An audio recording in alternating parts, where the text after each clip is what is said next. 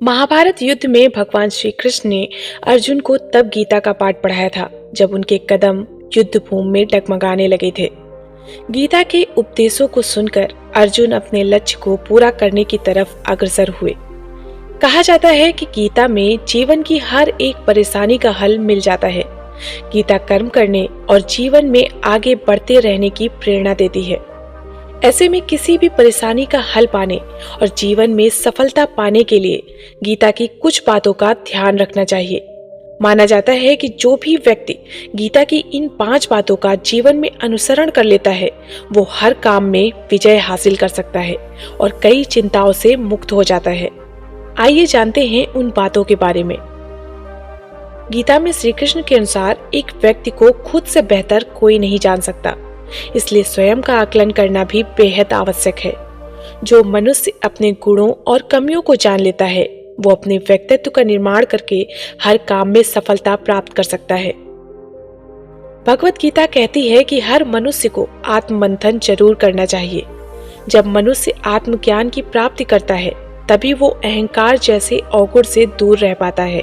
साथ ही सकारात्मक सोच का निर्माण भी व्यक्ति को उन्नति की ओर ले जाता है। गीता के अनुसार व्यक्ति क्रोध में खुद पर नियंत्रण खो बैठता है और आवेश में आकर गलत कार्य भी कर देता है। क्रोध के वशीभूत होकर व्यक्ति की बुद्धि व्यग्र हो जाती है और उसे तर्क समझ नहीं आते। इसलिए अपना ही अहित करने से बचने के लिए व्यक्ति को क्रोध को खुद पर हावी नहीं होने देना चाहिए। वहीं अगर गुस्सा आए भी तो स्वयं को शांत रखने का प्रयास करना चाहिए। भगवत गीता के अनुसार मन को बड़ा चंचल माना गया है। कई बार हमारा मन ही हमारे दुखों का कारण बन जाता है। जिस व्यक्ति ने अपने मन पर काबू पा लिया वो मन में पैदा होने वाली बेकार की चिंताओं और इच्छाओं से भी दूर रहता है। इससे व्यक्ति को अपने लक्ष्य को प्राप्त करने में मदद मिलती है। मनुष्य कर्म करने से पहले ही उससे मिलने वाले परिणाम की चिंता में परेशान होता रहता है। गीता में श्री कृष्ण के उपदेश के अनुसार मनुष्य जैसा कर्म करता है उसे फल भी उसी के अनुरूप मिलता है। इसलिए अपने कार्य पर ध्यान दें और उसे ही बेहतर बनाने का प्रयास करें।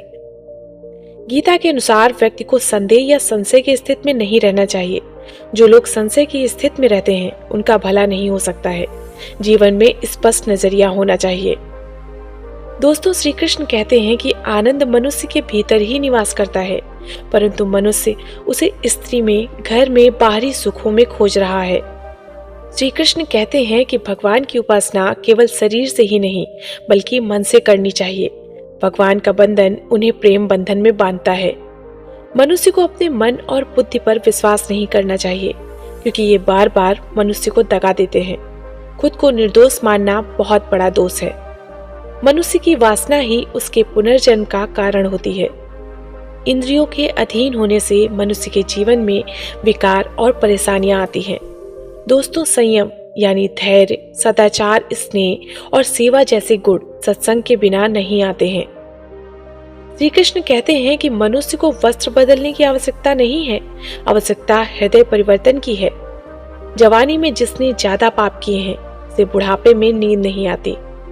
भगवान ने जिसे संपत्ति दी है उसे गाय अवश्य रखनी चाहिए। जुआ, मदिरापान, परस्त्री गमन, हिंसा, असत्य, मद, आसक्ति और निर्दयता, इन सब में कलयुग का वास है।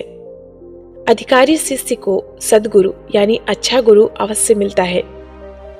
श्री कृष्ण कहते हैं कि मनुष्य को अपने मन को बार बार समझाना चाहिए कि ईश्वर के सिवाय उसका कोई नहीं है। साथ ही ये विचार करना चाहिए कि उसका कोई नहीं है और वो किसी का भी नहीं है। भोग में क्षणिक सुख है, साथ ही त्याग में स्थायी आनंद है। श्री कृष्ण कहते हैं कि सत्संग ईश्वर की कृपा से मिलता है, परंतु कुसंगत में पड़ना मनुष्य के अपने ही हाथों में है। लोभ और ममता पाप के माता पिता हैं, साथ ही लोभ पाप का बाप है। श्री कृष्ण कहते हैं कि स्त्री का धर्म है कि रोज तुलसी और पार्वती का पूजन करे।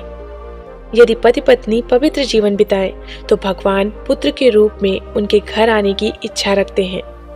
भगवान इन सभी कसौटियों पर कसकर जांच परख कर ही मनुष्य को अपनाते हैं। जो भी मनुष्य भगवत गीता की इन बातों को अपनाकर अपने जीवन में उतारता है वो सभी दुखों, वासनाओं, क्रोध, ईर्ष्या, लोभ, मोह और लालच आदि के बंधनों से मुक्त हो जाता है।